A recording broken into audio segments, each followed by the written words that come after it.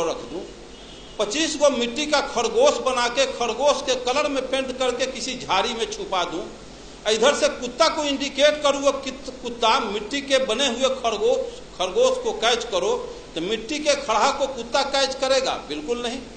मिट्टी के चूहा को बिल्ली कैच करेगी? बिल्कुल नहीं। जब मिट्टी के चूहा को बिल्ली नहीं कैच कर रही है, मिट्टी के खरगोश को कुत्ता कैच नहीं कर रहा है, लेकिन हम मानो माटी के हनुमान, शिव, शंकर, दुर्गा, पार्वती, गणेश बना के पेंट पोचारा करके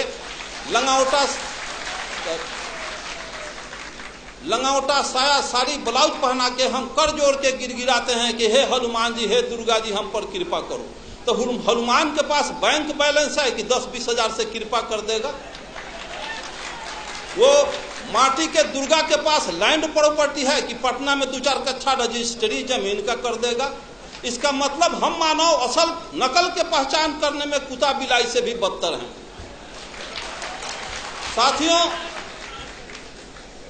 आप अच्छी तरह से जानते हैं व्यवहार में, लेकिन ज्ञान के अभाव में हम रियलिटी पर नहीं पहुंच पाते हैं।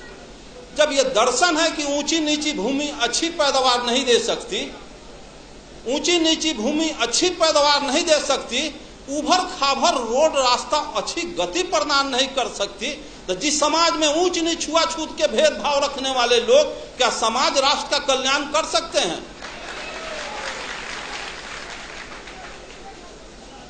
ब्राह्मणवाद का सबसे बड़ा हथियार शराब और वरदान। ऐसे क्यों हो गया? तो फलाना ऋषि का शराब था। ऐसे क्यों हो गया? तो फलाना ऋषि का वरदान था। शराब और वरदान में पूरा 90% बैकवर्ड आकंठ डूबा हुआ। मैं पूछता हूं, जिसको बाबा साहब अम्बेडकर ने कहा है कि जो कौम अपने पूर्वजों का इतिहास नहीं जानता वो कौम अपना भविष्य निर्माण नहीं कर सकता, एक्चुअली मार्क्स ने कहा है कि पॉलिटिकल पावर, मार्क्स ने कहा है कि Marx told that revolution engine of history, क्रांतियां इतिहास की इंजन होती है। भारतीय परिवेश को समझा, यहां 3 बीमारी थी और बीमारी के पहले डॉक्टर दवा का इन्वेंशन नहीं करता, बीमारी के बाद दवा बनती है।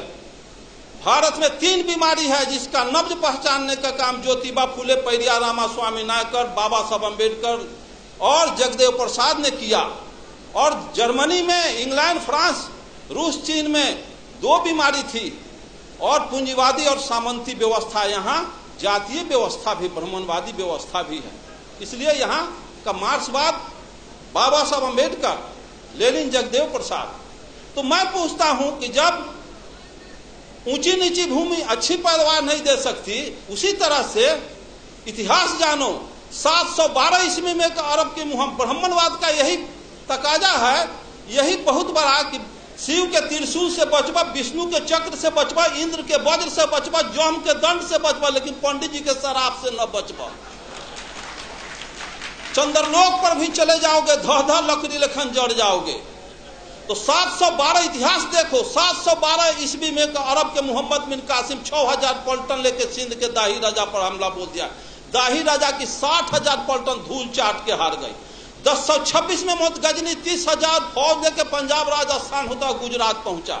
वहां ब्राह्मणवाद के प्रबल दूत सोमनाथ के मंदिर को ध्वस्त कर दिया। 3 लाख क्षत्रिय सेना हार गए। हिस्ट्री में पढ़ा था, सभी देवी देवता सोने चांदी के थे। 80 को खच्चर, गधा, हाथी पर गजनी, सभी शिव, शंकर, दुर्गा, पार्वती को सोने चांदी को ढाह के मार मुकदर के कचूमर निकाल के ले गया अफगान। फिर 1193 में गोरी के 12,000 फौज के सामने पृथ्वीराज चौहान की 80,000 फौज धूल चाट के हार गई। सभी मंदिरों को ढा दिया, देवी देवता कबाड़ के ले गया। फिर पानीपत की पहली लड़ाई 1526 में त्राइन के युद्ध में बाबर के 12,000 फौज के सामने राणा संगा की 60,000 फौज धूल चाट के हार गई। तो एक तरफ कहते हो कि शिव के त्रिशूल, विष्णु के चक्र, इंद्र के वज्र, जम के दंड से बचोगे, पंडित के शराब से न बचोगे। तो 712 में हार गए, 1026 में हार गए, 1193 में हार गए, 1526 में हार गए। देश गुलाम हो गया, देवी देवता लूट गई, बहु बेटी लूट गई, मार के गजरा मुल्ली की तरह काट दिया गजनी। और किसी को सरापना नहीं था कि गजनी गोरी को अंग्रेज को शराब देता तो बॉर्डर के वहीं पर लकड़ी लेखन धह धह जड़ जाता। तो ये शराब किसके लिए? ये तो कोयरी कुम्हार कानू कलवार तो यहाँ मुल्हर पर फंसौले बारी, गुह गोबर खिया के, अब पेशाब पिला के, यही हमारा दही चूड़ा खिलाएगा, यही दान दक्षिणा देगा। चलो उससे तक शराब। मैं पूछता हूँ कि इसमें इस रास्ते से बिजली की तार गई है, इसमें करंट प्रवाहित हो तो उसको तार को छुएगा आज तो करंट आज मारेगा कि 6 महीना के बाद मारेगा? तो जब सोमनाथ के मंदिर में सोने चांदी के देवी देवता गजनी के बाल नहीं टेढ़ कर सका तो गिट्टी छड़ सीमेंट का हनुमान मेरा बयाना बिगाड़ क्या देगा?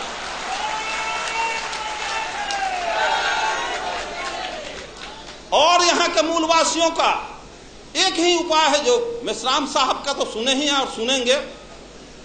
जिस स्थिति में आर्यों के पोजीशन में हैं, आर्य जिस पोजीशन में हैं, सिर्फ वही पोजीशन जो पोजीशन सर्प और चूहा का है।